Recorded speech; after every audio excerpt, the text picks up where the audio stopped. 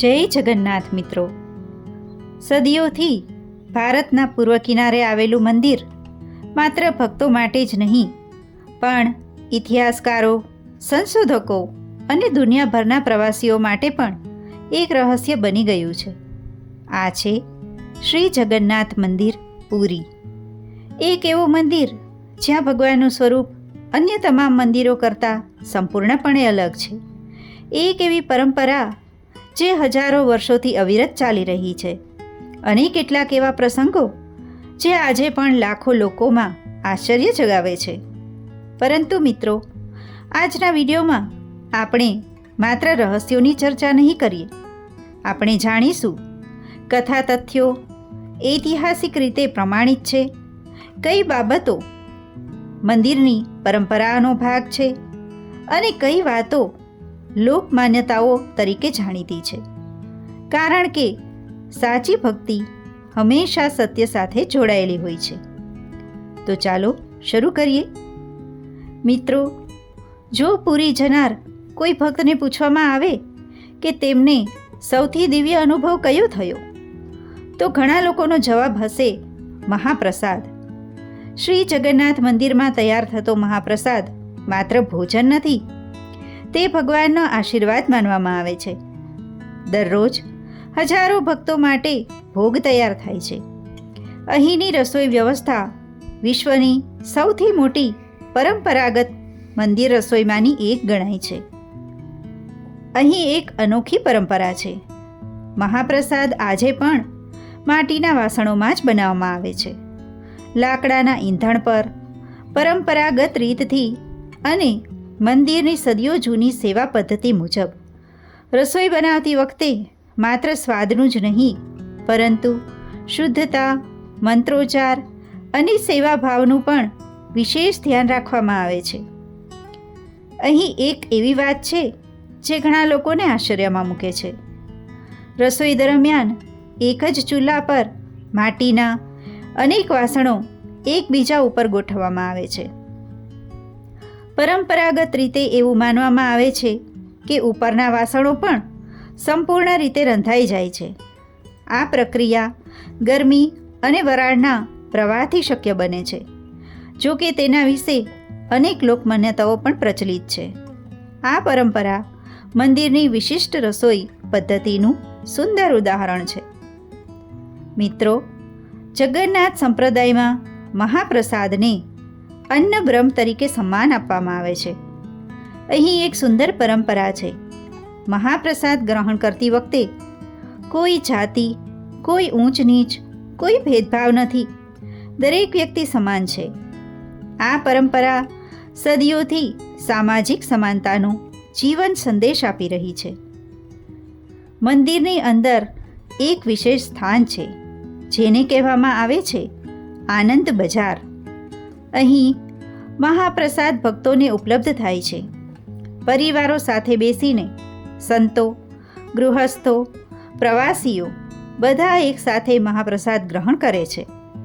આ દ્રશ્ય માત્ર ભોજનનું નથી, આ તો સમાનતા, સહભાગિતા અને ભગવાનના આશીર્વાદનું પ્રતીક છે.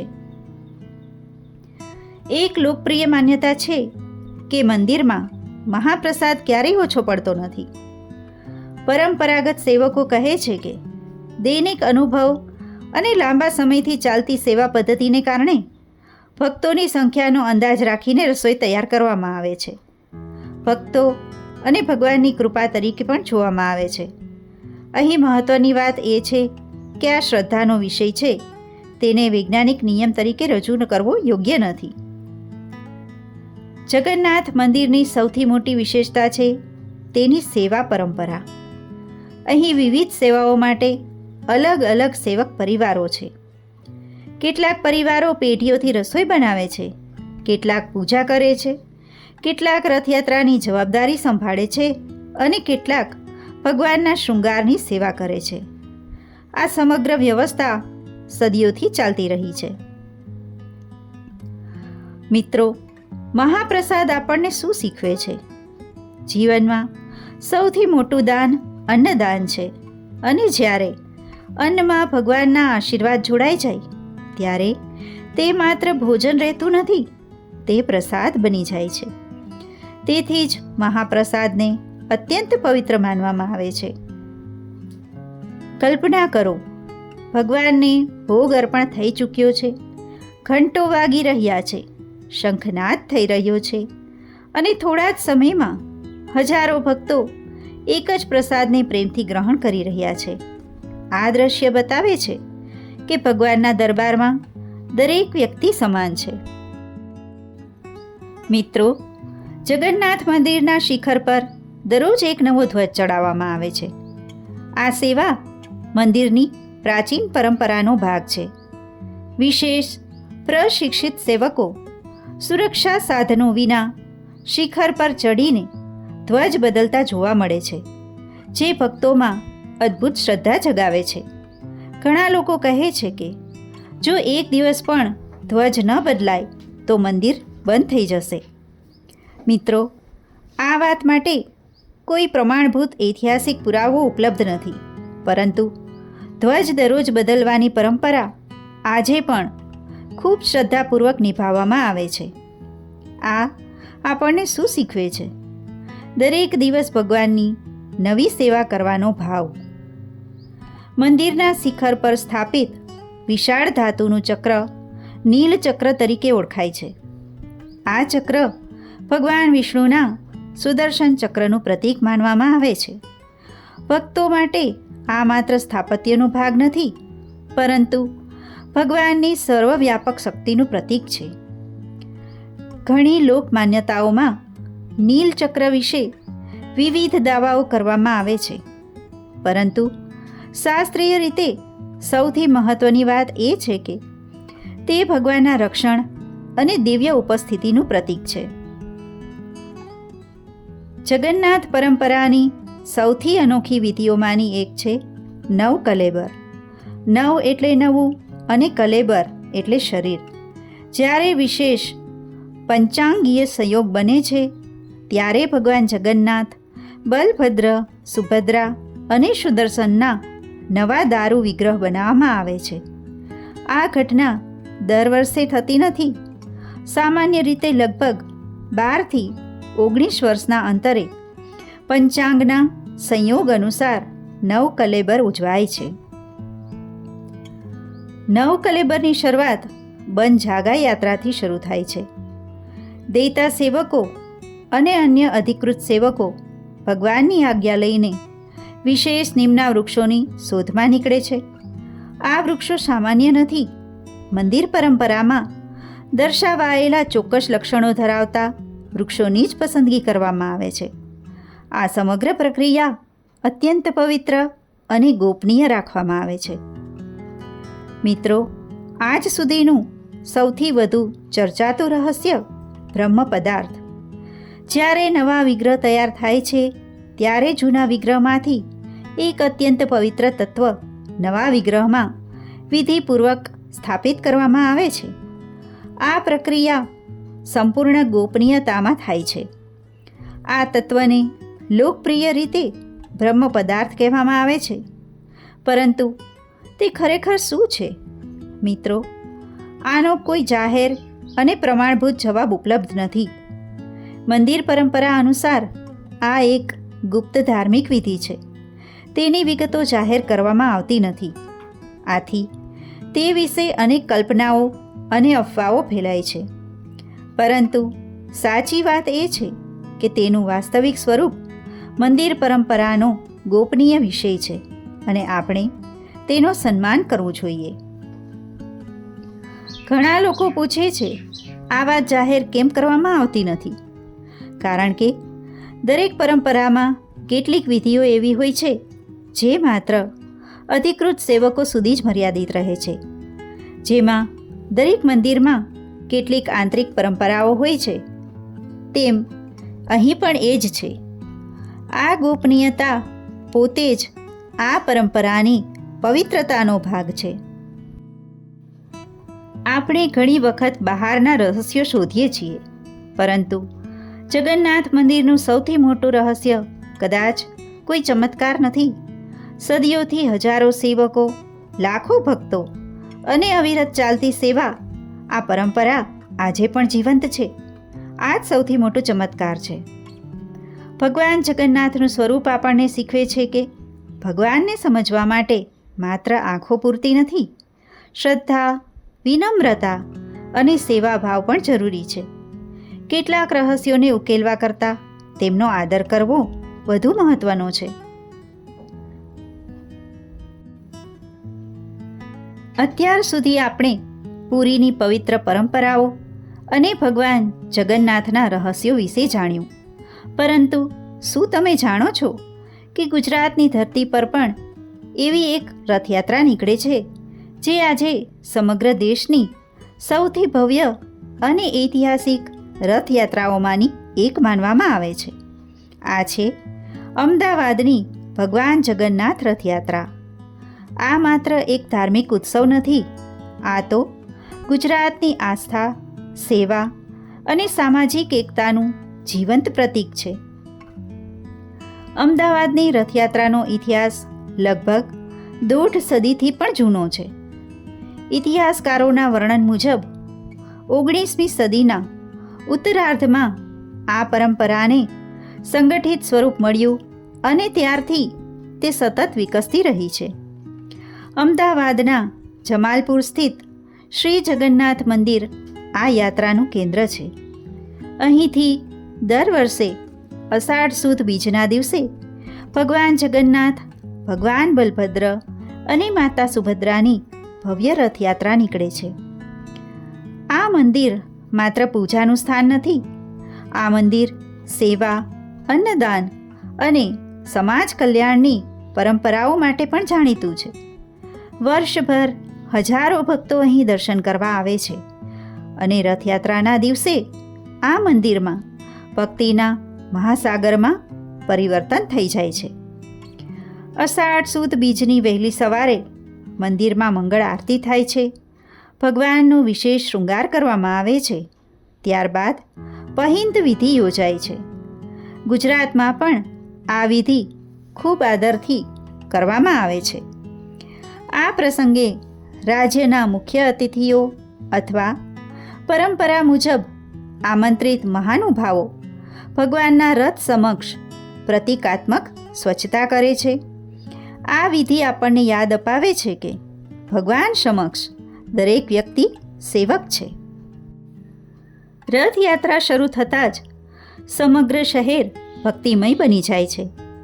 આગળ ભજન મંડળીઓ, ત્યારબાદ અખાડાના કલાકારો, પરંપરાગત વ્યાયામ અને શૌર્ય કલા દર્શાવતા યુવાનો, સજાવટ કરેલા હાથી, ઊંટ, ઘોડા અને પછી 3 ભવ્ય રથ. દરેક તરફથી એક જ અવાજ સંભળાય છે, જય જગન્નાથ.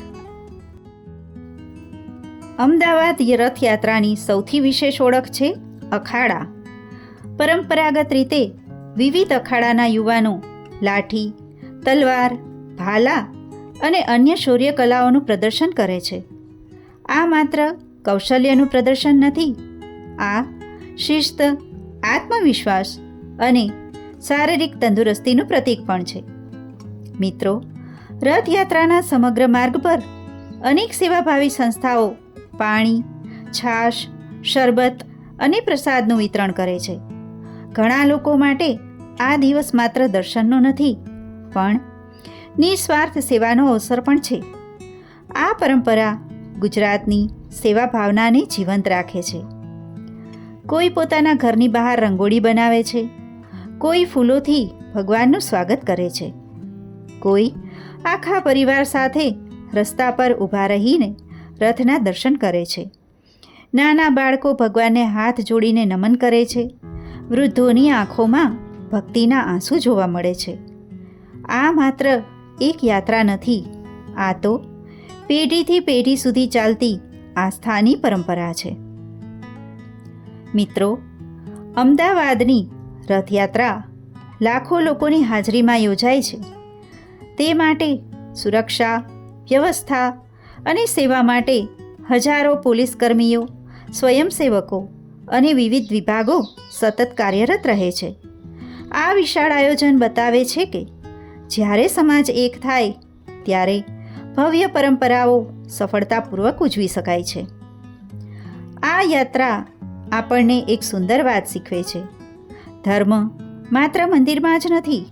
ધર્મ એટલે સેવા, સહકાર, શિસ્ત અને પરસ્પર પ્રેમ. રથયાત્રા એ માત્ર ભગવાનના રથની યાત્રા નથી, તે આપણા પોતાના હૃદયની પણ યાત્રા છે. મિત્રો, એક રથયાત્રા ઓડિશાના પુરીમાં નીકળે છે, બીજી ગુજરાતના અમદાવાદમાં. સ્થળ અલગ છે, ભાષા અલગ છે, પરંપરાઓમાં થોડો તફાવત છે, પરંતુ બંને યાત્રાઓનું હૃદય એક જ છે. ભગવાન પોતાના ભક્તો સુધી પહોંચે છે. આ જ રથયાત્રાનો સૌથી મોટો સંદેશ છે. વિચાર કરો મિત્રો, ભગવાન જગન્નાથ રાજમહેલમાં રહેવાનું પસંદ કરતા નથી. તેઓ પોતાના ગર્ભગૃહમાંથી બહાર આવે છે, ધૂળ ભરેલા રસ્તા પર ચાલે છે, લાખો ભક્તોની વચ્ચે રહે છે. શા માટે? કારણ કે ભગવાન આપણને કહેવા માગે છે, હું માત્ર મંદિરમાં નથી, હું દરેક ભક્તના હૃદયમાં છું. ઘણા આચાર્યો ત્રણેય રથોને આધ્યાત્મિક દ્રષ્ટિએ પણ સમજાવે છે. ભગવાન બલભદ્ર શક્તિ અને ધર્મનું પ્રતીક, માતા સુભદ્રા કરુણા અને સમતાનું પ્રતીક, ભગવાન જગન્નાથ પ્રેમ અને સર્વસમાવેશકતાનું પ્રતીક. આ અર્થઘટન વિવિધ આધ્યાત્મિક પરંપરાઓમાં જોવા મળે છે. તે આપણને યાદ અપાવે છે કે જીવનમાં શક્તિ, કરુણા અને પ્રેમ ત્રણેયનો સંતુલિત સમન્વય જરૂરી છે. આપણું શરીર પણ જાણે એક રથ છે. આપણી બુદ્ધિ તેનો સારથી છે, આપણા વિચારો તેની દિશા નક્કી કરે છે. અને જો જીવનનો રથ ભગવાન તરફ આગળ વધે તો જીવનની યાત્રા પવિત્ર બની જાય. આ વિચાર ભારતીય આધ્યાત્મિક પરંપરાના અનેક ગ્રંથોમાં અલગ અલગ રીતે વ્યક્ત થયો છે. મિત્રો, આજે દુનિયામાં ઝડપ છે, સ્પર્ધા છે, તણાવ છે, પરંતુ રથયાત્રા આપણને થોડી ક્ષણ રોકાઈને યાદ અપાવે છે કે જીવનનો સૌથી મોટો માર્ગ સેવાનો છે. જે હૃદયમાં દયા રાખે છે, જે બીજા માટે જીવે છે અને જે અહંકાર છોડે છે, ત્યાં ભગવાનનો નિવાસ થાય છે. જો રથયાત્રા જોઈને આપણે માત્ર ઉત્સવ જ જોયો તો કદાચ આપણે અડધું જ સમજ્યા છીએ. પરંતુ જો આપણે શીખ્યા કે દરેક વ્યક્તિનો આદર કરવો, ભૂખ્યાને ભોજન આપવું, સેવા કરવી, માતા પિતાનું સન્માન કરવો, સત્ય બોલવું અને ભગવાનને પ્રેમથી યાદ કરવા, તો સાચા અર્થમાં રથયાત્રા આપણા જીવનમાં આવી. મિત્રો, કદાચ ભગવાન જગન્નાથ આપણને એક જ વાત કહેવા માગે છે. જ્યારે જીવનનો રથ સાચા માર્ગ પરથી ભટકી જાય ત્યારે તેને ફરીથી ભક્તિના માર્ગ પર લાવો. જ્યારે મનમાં અહંકાર આવે ત્યારે છેરા પહારાની વિનમ્રતા યાદ કરો. જ્યારે ભેદભાવ થાય ત્યારે મહાપ્રસાદની સમાનતા યાદ કરો. અને જ્યારે જીવનમાં અંધકાર લાગે ત્યારે ભગવાન જગન્નાથના સ્મિતને યાદ કરો. કારણ કે ભગવાન ક્યારેય પોતાના ભક્તનો હાથ છોડતા નથી. મિત્રો, જો તમને ભગવાન જગન્નાથની આ સંપૂર્ણ ડોક્યુમેન્ટરી સિરીઝ ગમી હોય તો આ વિડીયોને જરૂર લાઈક કરજો. કમેન્ટમાં પ્રેમથી લખજો, જય જગન્નાથ. અને જો હજી સુધી ચેનલને સબસ્ક્રાઈબ ના કરી હોય તો જરૂરથી કરી દેજો. કારણ કે આવી જ પ્રમાણભૂત, સંશોધિત અને હૃદયસ્પર્શી ગુજરાતી આધ્યાત્મિક ડોક્યુમેન્ટરી અમે સતત તમારા માટે લાવતા રહીશું. તો તમને અને તમારા પરિવારને જય જગન્નાથ.